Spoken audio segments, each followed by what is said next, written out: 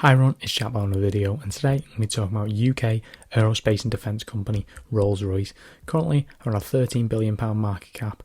It's had an absolutely torrid time over the last 5 years, down 52%. That is even including that in the last 6 months it is up nearly 117%.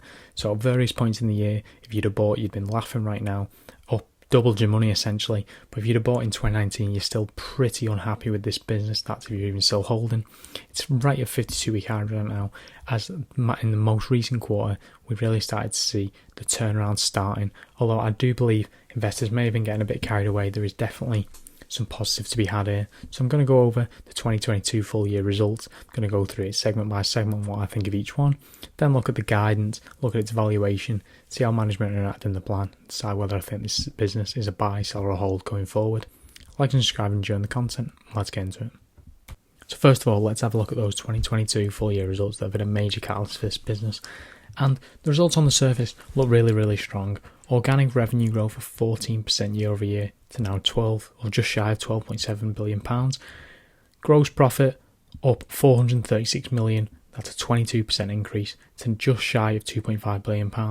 Gross margin increased by 1.3% to a pretty respectable, actually, 19.5% gross margin. Still a lot of work to do here in my opinion. Operating profit up 48%.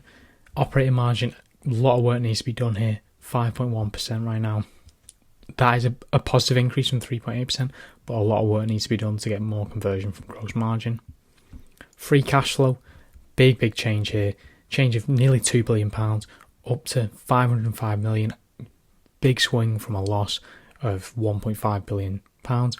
And net debt has decreased dramatically to now just 3.25 billion. I say just, that is significant for a company of this market cap, but nevertheless, increasing free cash flow led by engine flying hour recovery.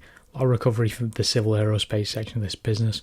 So all positive. So let's get into the segment a bit deeper and see if we can unravel this a bit. So the largest and most important segment for this business is civil aerospace, essentially the manufacturing of engines for large commercial passenger jets, regional jets and business aviation needs. Just shy of £5.7 billion in underlying revenue.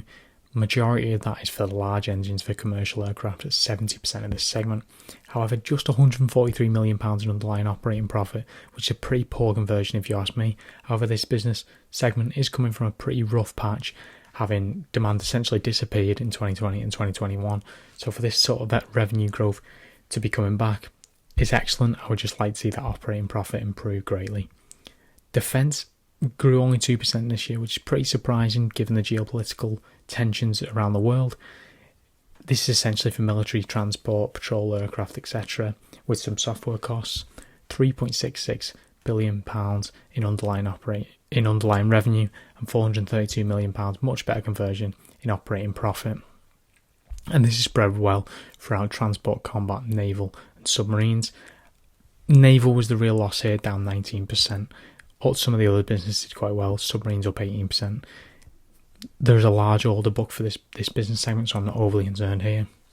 Power systems, so essentially this is a small segment of this business, but is growing quite rapidly. Integrated solution for on-site power and propulsion, and developing some sustainable solutions, which is not doing as well. All four of the micro segments for this business, marine, industrial, power gen and defence, up over 18%. A decent spread across these. This is doing quite well. Again, that underlying operating profit I would like to see do a bit better, but power systems up revenue-wise 23% this year, which is decent. New markets doesn't really matter so much from a revenue point of view. This was up 50%, but that £3 million it's nothing compared to the overall revenue of this business. But that operating loss is ticking up quite dramatically. This is essentially just R&D, but it was almost doubled from a 70 million loss in 2021 to a £132 million loss this year. Important to keep an eye on that because this is not a business that has a lot of operating profit to play with, as you can see. So that spiralling or rising operating losses are something that really needs to be paid attention to. I just wanted to zoom in a bit on defence. This is the business segment I was most disappointed with because the big lag in the results because its revenue growth was up just 2%, but order intake was up 131%, £5.4 billion of orders, has an £8.5 billion order backlog, and it's very clear this business segment has the potential to be a long-term driver of growth for this business. Its revenue split is roughly split 50% US Department of Defence, 25% UK Ministry of Defence and 25% exports. With the general rise in geopolitical tensions and many countries increasing their defence spending commitments as a percentage of GDP, it is very clear that this is a potential growth driver for this business, in addition to many individual programs, particularly for the US Department of Defence, the B-52 and the RR.L.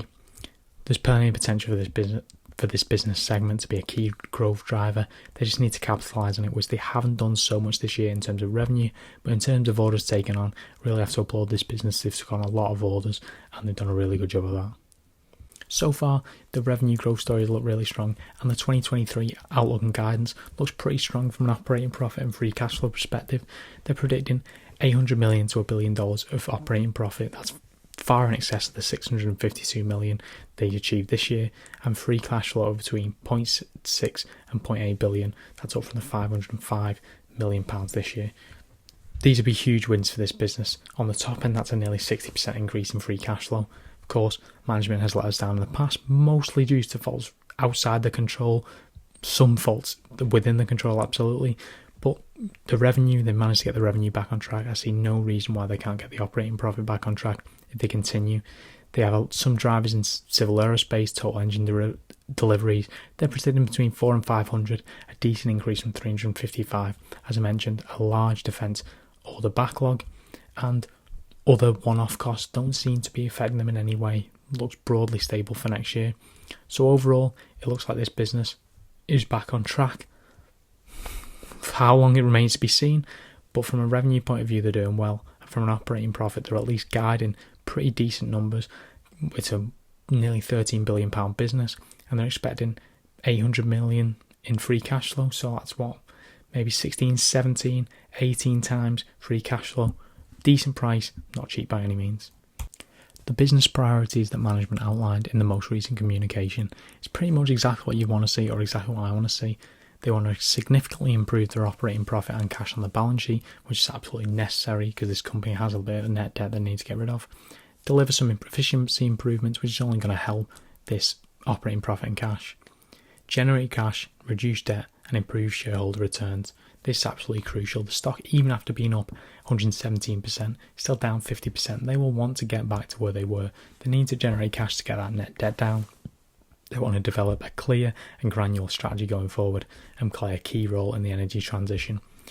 The energy transition seems like a bit of a vanity thing to me.